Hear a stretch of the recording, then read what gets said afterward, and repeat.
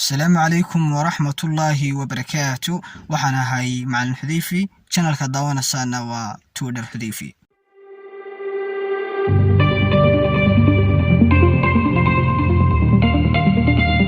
waayahay sidaad ciwaanka xagga sare ka soo aragteenba waxaan maanta talo idinka siin doonaa 3 qodob oo aad si fudud ugu baran karto aqoonta caafimaadka. hadaba qodobada maanta idin sheegi doono aad u dhugta. qodobka koobaad waxa weeye waa online resource. sideebaad marka online resource waxa la yiraahdaa resource aan sidoo ognahay waa khayraad. online waxa la yiraahdaa waa online ka marka wax ka raadinayno sida Google Chrome oo kale.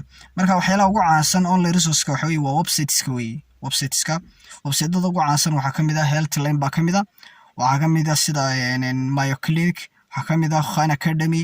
dhamaan websiteskaas waa website-dada ugu caansan ee marka caafimaadka laga raadin karo aqoonta caafimaadka. waayo wixii oo marka detail ah oo faahfaahsan oo aad wax badan aad uga fahmayso ay ku sheegayaan.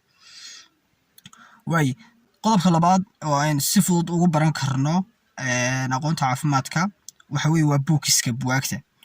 inta badan hadda library-ga aado buugagta akhriso waxa dhici karta qodob marka aad wax badan aad uga faa'iido.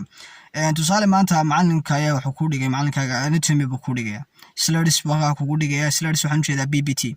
slideska uu ku dhigayo waxa ka fiicnaan lahayd maanta adigoo marka buug inta doonato buug anatomy inta doonato aad akhrisato.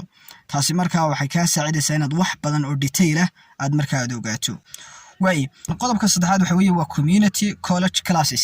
community college classes waxa weeye waa inaad waa classes kan college-yadan caadiga ah ee caafimaadka laga barto sida jaamacadaha college-yada.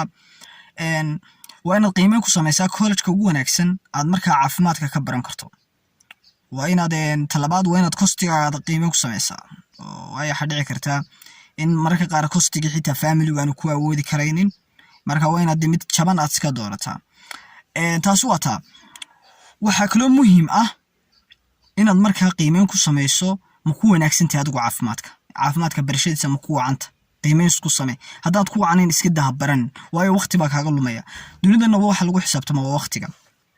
ilaahaasan kusoo koobaya 3 qodob baa ugu muhiimsan: online resource, books iyo marka community college classes. 3 qodob ayaa muhiim u ah sida ugu fudud marka aad caafimaadka aad ku baran karto. haddaad marka jeclaysataan inaad marka online resourceska inaan sida online wax looga raadiyo, website-dada ugu fiican sida marka xanuunka loogu qoro wax looga raadiyo, sida marka document fiican looga helo, insha Allah isagana muuqaal ayaan ka soo sameyn doonaa.